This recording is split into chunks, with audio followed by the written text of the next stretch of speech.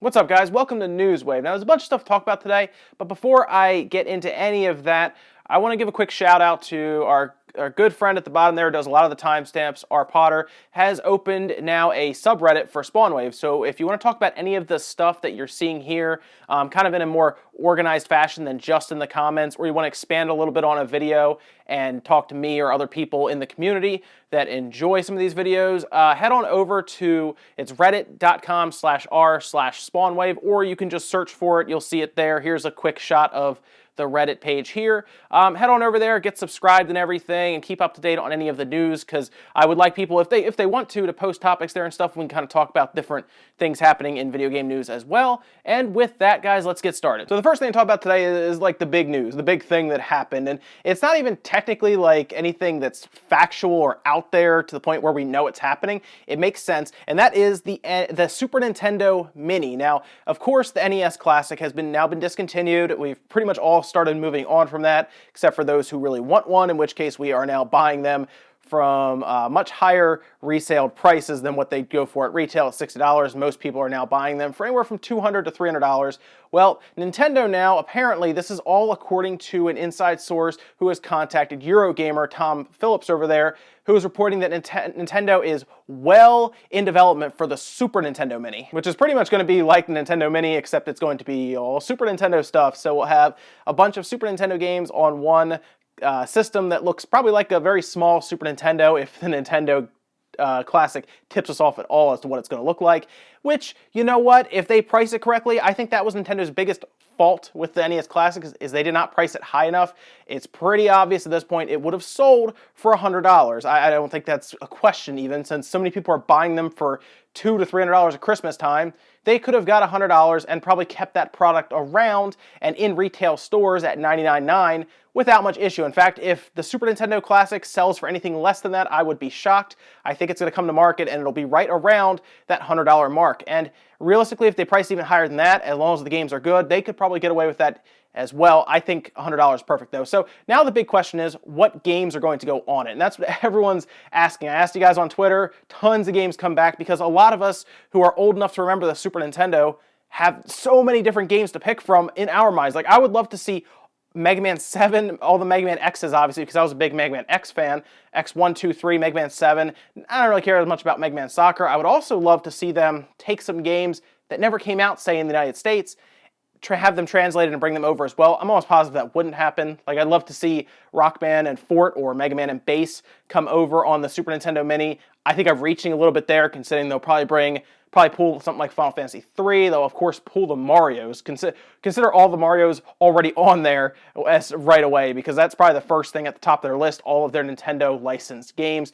I'm hoping they pull maybe Earthbound in. That would be really cool, just to give people a taste of a game that a lot of people missed out on. If you go back and try to get it now, of course, it's $200 for Earthbound. So they could do a lot of things here. Now, the big question is, how are they getting this ready so fast? And I'm going to be completely honest with you guys, I don't think the technology is changing much at all, because we've seen the NES Mini was far more powerful than they needed for the NES games, and I think if they had this in mind going down the road, they know that they could reuse those same boards. 16 gigabyte flash is enough to put Super Nintendo games on it, because they'll probably put 30 of them on there.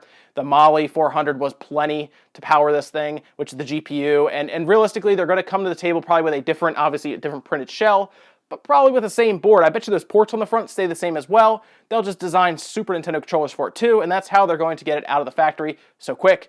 According to Eurogamer, it will be ready Christmas. But yeah, let me know which ones you want down below, guys, or even over on the Reddit. Just games that you would like to see. I mean, realistically, if you all want to, we could make a wish list of 30 games. Since we know there are 30 games on Nintendo, let's make a wish list of 30 games for the Super Nintendo. Head over to the Reddit and post a couple of those there. I've talked about Good Smile before in the past. We talked about like Nendoroids, which were like those really cool looking figures for Link, and of course they had the Majora's Mask Link, Pokemon Trainer, Marth. They do a lot of really cool looking chibi figures, but now Good Smile is doing a whole line of Figma figures for the Super Metroid series, and they're pulling one from Metroid 3, and it looks So cool. Take a look at some of these shots from this figure, and you're gonna see it's super high quality looking. It looks really nice. It even comes with a morph ball as a separate little figure piece that you can kind of have next to it. And like the hand cannon is interchangeable with different ones. And realistically, it looks so cool. Now, I don't really know what the price is gonna be. I think last I saw they're estimated to be about $110 for pre-orders. That can change. Pre-order numbers can change price-wise.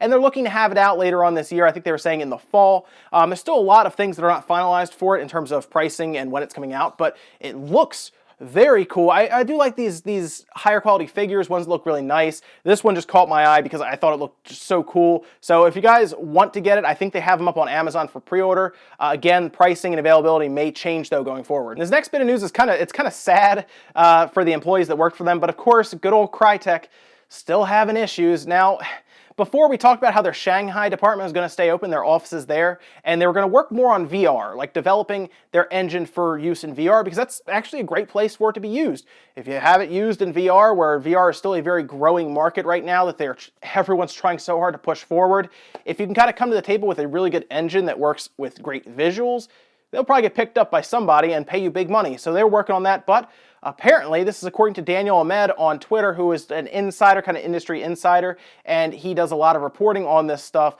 over on that side of the world. He is talking about how Shanghai apparently is closed. And like I said, I think this caught a lot of people off guard. I think it even caught him off guard because he was the one who was reporting that it was staying open in December when he was saying this, and those were the original plans. But then it started to come to light that some of these people have not been getting paid for a while. In fact, everyone there who apparently, I guess, just got fired or laid off had not been paid since September.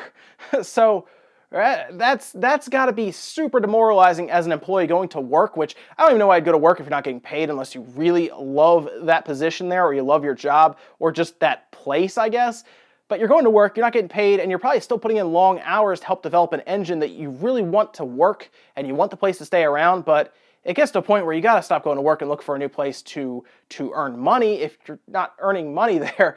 But they did promise that they would pay everybody. I just don't know how, because the reason that they were kicked out of Shanghai, their offices there, is because they could not pay rent. And if you can't pay rent as a business, which is usually your biggest expense in general and usually your number one expense because you need a place of business, you're not going to be paying your employees. Now, of course, payroll is usually a huge expense, but of course, you can cut that down by laying people off. You can't really cut down your rent. It's there. It's a bill you have to account for every single month as a business, unless you pay yearly, which some places do. They'll kind of pay like per year, but I do know most, like I said, especially with ones I've dealt with leases and stuff, you pay per month. And if they just could not meet that, so they had to leave the premises. Obviously, they kick you out. They don't let you stay there for free.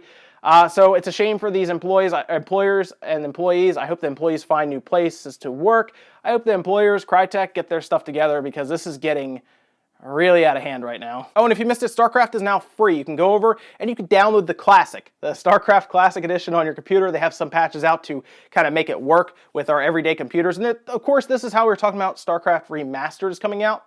And they were going to make this Starcraft free, and they have. You can just go over there on the page, click it, download it. It's over on StarCraft.com's website, and you can have the original leading up to the remastered and everything. You can play it and enjoy it if you want. It's free, so why not? Especially if you missed out on what is really an RTS classic. This next bit of news is pretty interesting. So we all know how PacMan has been very popular for a while. They keep releasing games for it, and there has been kind of always this thought in my mind was, man, wouldn't it be great if we could make our own PacMan maps and levels and grids and everything and give them to our friends to play and maybe do some crazy stuff with it, and how they have like the 3D kind of PacMan that's like an endless runner now.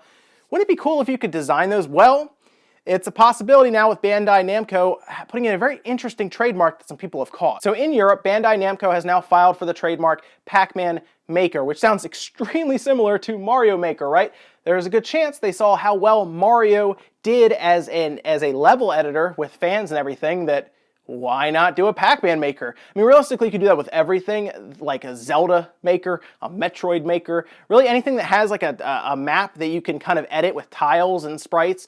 You can do that. So I'm not surprised at all that PacMan may come to us as a PacMan Maker. This is a trademark, though. This is not an announcement of a game. So realistically, they may be doing this just to tie up the trademark for their own intellectual property going forward, just to keep anyone else from saying, hey, look, a PacMan Maker. download it and play it. You know, a lot of fans will do that kind of stuff, and then companies will kind of head them off by filing trademarks, because then you can easily send a DMCA and there is no there's no real like recourse from that party. They just shut it down. So I hope they do something with it. PacMan Maker would be a cool idea. I would like to see what they can make happen with that, but it is up to them if they actually want to pursue that, or if this was just something to just cover their bases. And we get more Switch sales. Every week we're going to probably see more sales numbers for the Switch, the PS4, everything in Japan. It's Media Create. They release pretty much a weekly report, as we've been seeing, and more reports come out for the Switch sales going forward. I think everybody at this point is waiting for the Switch sales to drop off at some point, because for some reason there's a lot of people out there who just don't want the Switch to do well. I don't understand it. You figure you want everyone to do well, so there's competition, but there's a lot of people out there who seem to want them to fail. Anyway, getting past that, the Switch is still doing well. In fact, it's pretty much doing exactly what it was doing last week, which tells me they're getting these systems in, and they are selling right out. So here is the chart for the hardware numbers right here. And you're going to see the Switch sold 45,673 right above the 3DS LL, 18,115. That's the 3DS XL in Japan. And the PS4 below that at 17,000. I have to give props to the Vita for coming in above the PS4 Pro at 5,592. Now, that number may seem familiar to you, because here are the week's prior's chart. Check this out. You'll see the Switch the week prior sold 45,509.